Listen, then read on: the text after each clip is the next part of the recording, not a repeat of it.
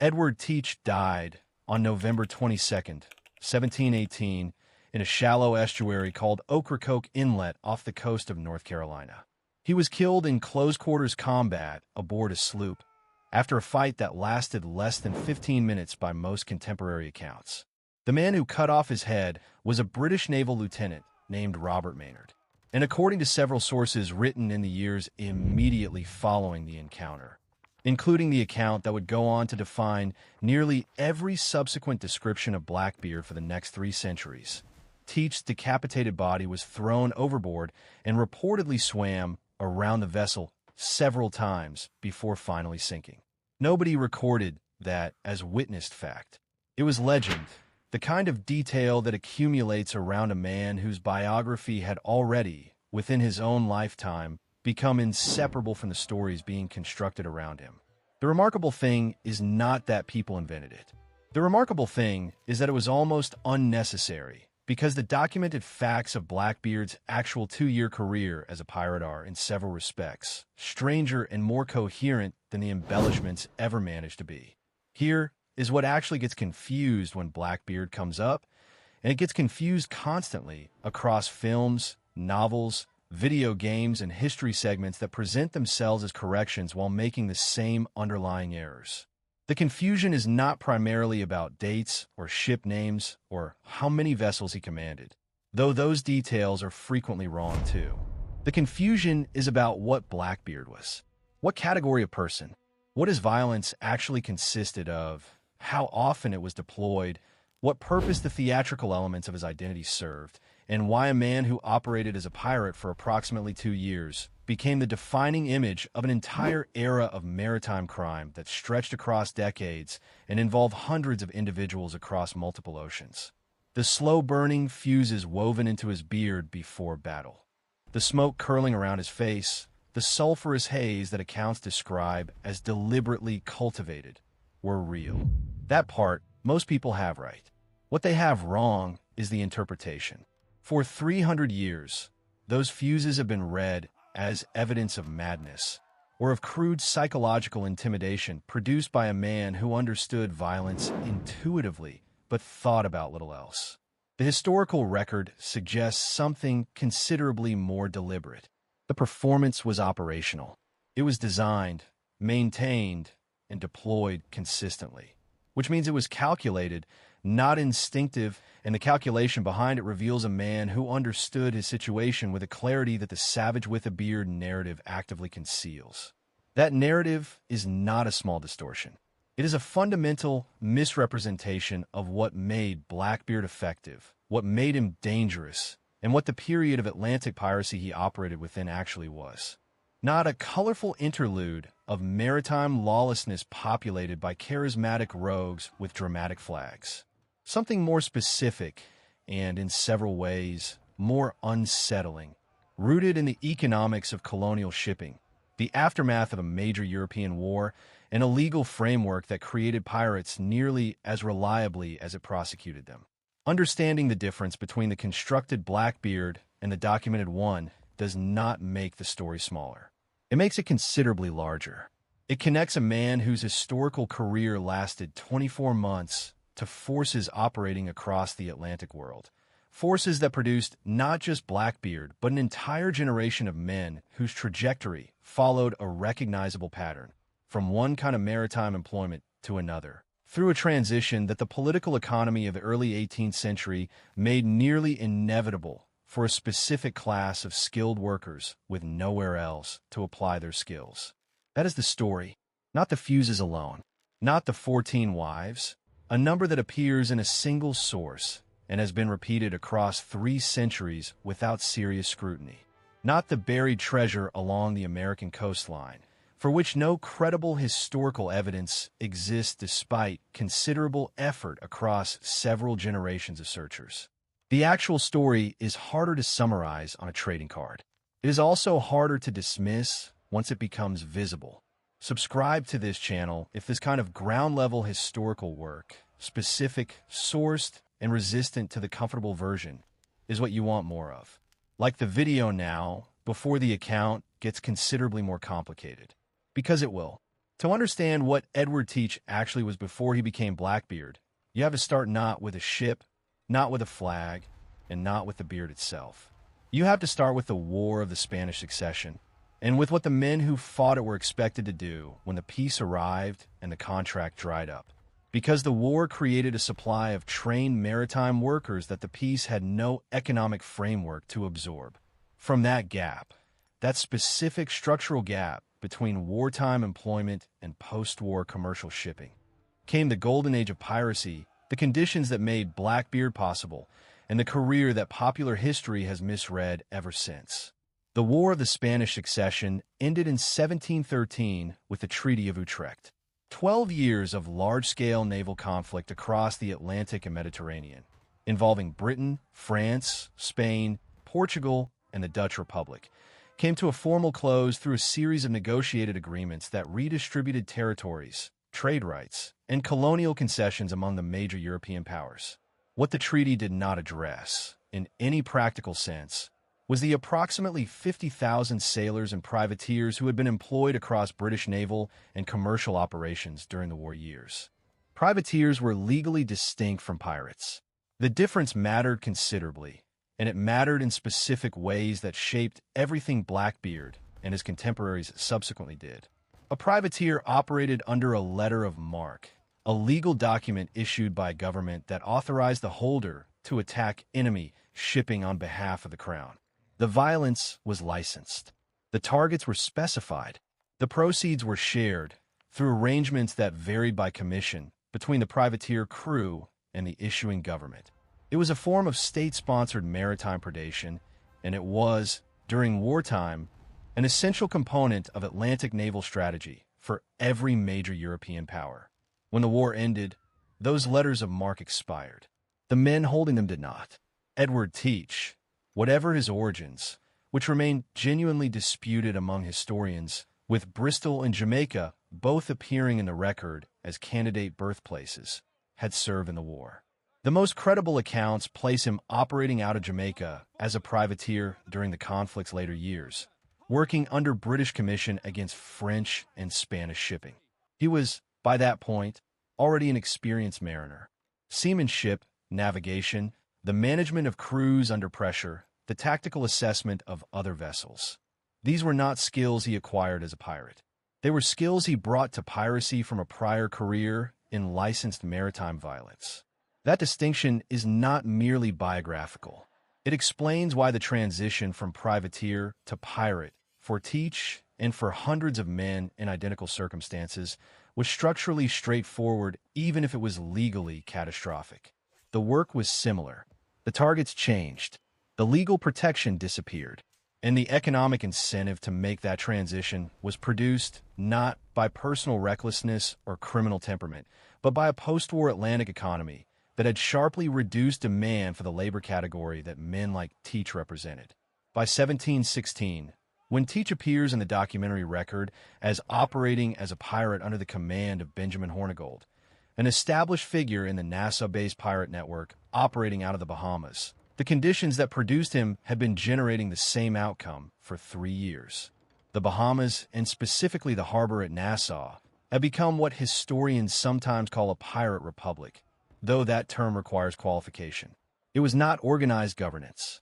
It was a concentration of men with maritime skills and expired legal status, operating out of a port that the British colonial administration had temporarily lost the capacity to control, in waters where the density of commercial shipping made opportunistic attack economically viable.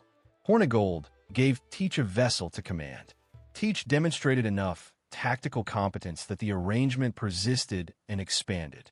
By 1717, Teach was operating independently, commanding his own crew, and had captured the ship he would rename Queen Anne's Revenge, a French slave vessel, the Concorde, taken off Martinique. That ship, a frigate carrying 40 cannons, transformed Teach's operational capacity entirely. It made him, in terms of firepower, competitive with naval vessels rather than simply predatory against commercial ones. Here is what that progression reveals about the Blackbeard the historical record actually describes. Every step was calculated against available options. The privateer background, gave him the skills. The legal vacuum created by the treaty's aftermath gave him the operating environment.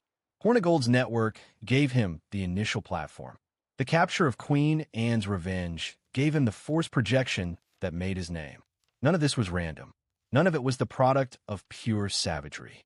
It was sequential, and the sequence was legible to anyone who understood the Atlantic maritime economy of the period.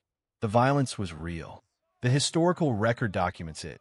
The seizures of vessels, the detention of crews, the threats, and occasionally the injuries. But documented accounts of Teach actually killing people outside of combat situations are sparse in the primary sources and considerably more frequent in the secondary literature that drew heavily on a single text published in 1724 by a writer named Captain Charles Johnson, whose real identity remains unknown and whose relationship to eyewitness testimony is, among scholars, a matter of active debate. That book, A General History of the Robberies and Murders of the Most Notorious Pirates, is the source for almost everything the popular account knows about Blackbeard. The slow-burning fuses appear there. The 14 wives appear there. The demonic presentation, the drinking, the apparent disregard for personal safety. Johnson's text is not worthless. Some of its accounts align with independent documentary sources, but it was also a commercial publication, written for an audience that wanted a specific kind of story, and its authors shaped the material accordingly. Understanding what the primary record actually supports, and what was shaped for a readership hungry for maritime spectacle, is precisely where this account is headed next.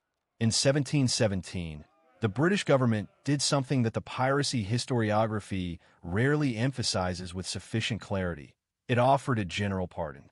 The Act of Grace, proclaimed in September of that year and extended through January 1718, offered amnesty to any pirate operating in the Atlantic and Caribbean who surrendered to a British colonial authority within the specified window. The violence would be forgiven. The prior record would be cleared. The men who accepted would walk away legally clean. Blackbeard accepted the pardon. He surrendered at Bath, North Carolina, in early 1718 to the colonial governor Charles Eden. He received his amnesty. He was, for a period of several months, a legally free man with no outstanding criminal liability. And then he returned to piracy. That sequence, pardon accepted, pardon violated, is documented in the primary sources and is one of the most revealing data points in the entire Blackbeard record because the reason for the return is not mysterious. The economic conditions that had driven the transition from privateer to pirate in the first place had not changed. The pardon cleared the legal record. It did not create employment. For a man of Teach skills, in the Atlantic economy of 1718, piracy remained the most viable available option. This is the moment where the popular account and the historical account diverge most sharply. The popular version of Blackbeard is a man defined by appetite for violence, for wealth, for notoriety, for the chaos of the sea. The decision to return to piracy after the pardon reads, in that version, as the inevitable expression of a personality that could not function within legal structures. The historical version is less dramatic and considerably more structural. A skilled maritime worker, operating inside a labor market that had no legal use for his skills, making a rational calculation about available options in an environment that had temporarily offered him an exit and then failed to provide the economic conditions under which that exit was sustainable. Both versions end in the same place, Ocracoke Inlet, November 22nd, 1718, 15 minutes of combat, a beheading. But they explain that ending differently.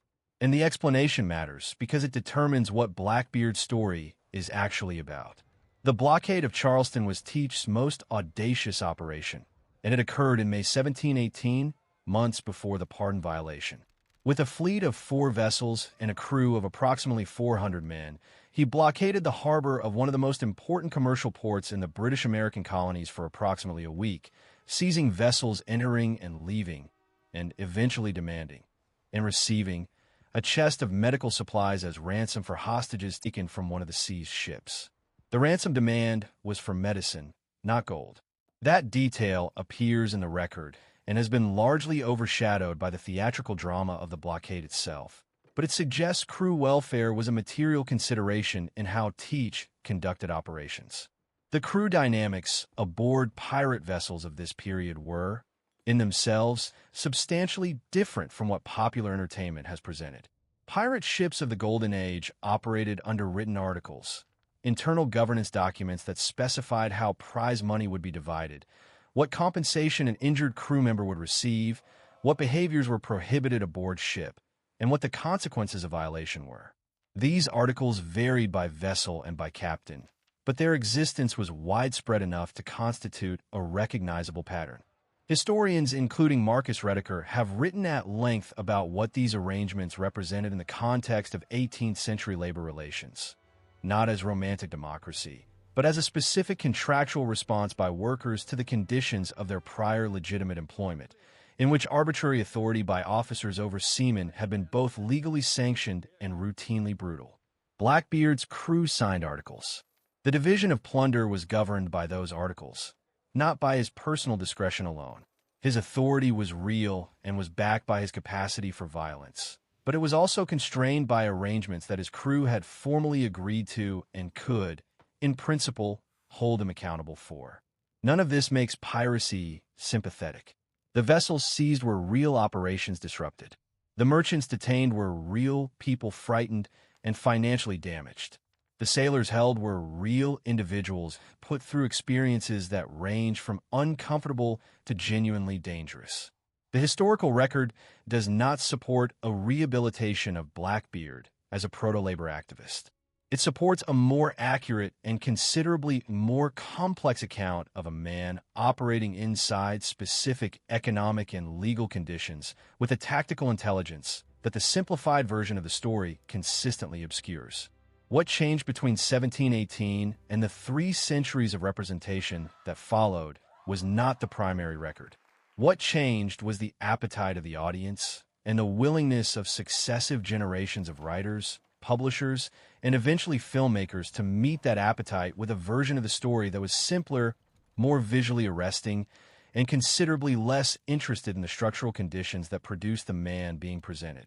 Captain Charles Johnson's 1724 text set the template. Every subsequent representation worked from that template, adding visual detail and dramatic emphasis while stripping the economic and legal context that makes the original story coherent.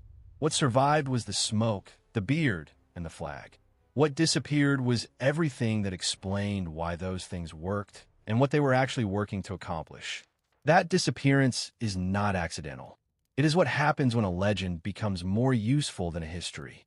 And in Blackbeard's case, the legend became useful very quickly to people with very specific interests in how the story was told. By the time Alexander Spotswood, the governor of Virginia, organized the expedition that killed Blackbeard, the decision to do so was not primarily about law enforcement in any straightforward sense.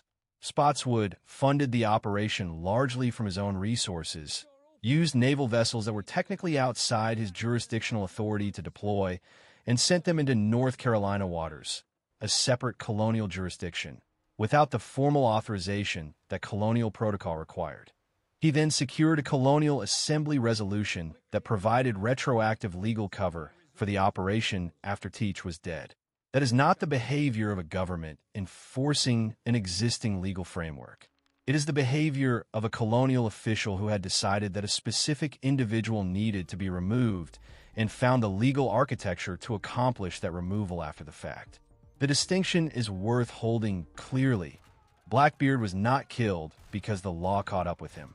He was killed because a specific political actor decided to eliminate him, organized the resources to do so through channels that required creative legal interpretation, and succeeded. What does the full account add up to, then? Every privateer was a licensed maritime predator, but not every licensed maritime predator became a pirate. Every pirate in the Golden Age was the product of specific post-war conditions, but not every man in those conditions turned to piracy. Every man who turned to piracy operated in an environment with recognizable structural features. The Nassau network, the article system, the pardon cycle, But not every pirate operated with Blackbeard's tactical coherence or achieve his level of operational visibility. What made Teach specifically Blackbeard? What separated the historical person from the hundreds of contemporaries who shared his trajectory without achieving his notoriety was the performance. The deliberate construction of a reputation so formidable that the violence it implied could frequently be substituted for the violence itself. Most of the vessels Blackbeard seized were taken without significant combat. The crews surrendered, or the captains negotiated, because the name and the reputation attached to it communicated consequences that most merchants were not prepared to test. The smoke, the fuses, the black flag, and the reports circulating through colonial ports about what Blackbeard did to those who resisted. All of it served a function that reduced the actual violence required while amplifying the perceived threat to a level that made resistance seem irrational. That is not madness. That is brand management, conducted in an environment where the brand's primary asset was terror and its primary market was the rational fear of commercial mariners with cargo to protect and crews to keep alive. The popular account gives you a monster. The historical account gives you something considerably more difficult. A skilled operator who understood exactly what he was doing, why it worked, and what conditions made it possible, right up to the moment those conditions stopped holding in a shallow estuary in November 1718 at the hands of naval officers sent specifically to end it. 300 years of representation have worked hard to make Blackbeard legible as a particular kind of story. The chaos of the sea, the freedom of lawlessness, the romance of the skull and crossbones.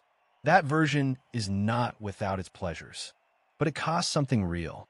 It costs the actual history, which is stranger, more structurally grounded, and more revealing about how power, labor, law, and violence intersect than any version of the romantic outlaw story can accommodate. The man who blockaded Charleston for a week was not operating on instinct.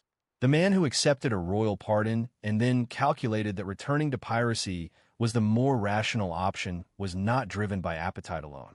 The man who wove burning fuses into his beard before engagement was not performing madness. He was performing a very specific kind of threat that his prior career had taught him would work, and in most cases, it did. Every pirate in the Golden Age was shaped by the conditions that produced him. Not every pirate thought clearly enough about those conditions to use them as deliberately as Blackbeard did. That is the distinction the popular account cannot hold, because holding it requires giving up the monster. And the monster, across 3 centuries of publishing, theater, film, and video games, has proven considerably more commercially durable than the history. Here is what this account asks you to carry forward. The next time Blackbeard appears, in a film, a novel, a documentary, a game, notice what is present and what has been removed. The fuses will almost certainly be there. The beard, the flag, the violence. What will almost certainly be absent is the Treaty of Utrecht, the expired letters of marque, the Act of Grace, the medical supplies demanded at Charleston, the written crew articles, and the extrajudicial operation that Spotswood organized to end a career the legal system had already formally forgiven once. Those absences are not accidental. They are editorial decisions, made across centuries, about which version of a complicated man was easier to sell. Leave a comment with the detail that most directly contradicted what you assumed you knew. The pardon, the crew articles, the Charleston blockade, Spotswood's legally improvised operation. The specific point where the familiar account broke down is worth naming. Like the video if the documented record earned it. Subscribe if history told from the primary sources, even when it complicates the legend, is what you want more of. The legend was built on purpose. So was the man underneath it.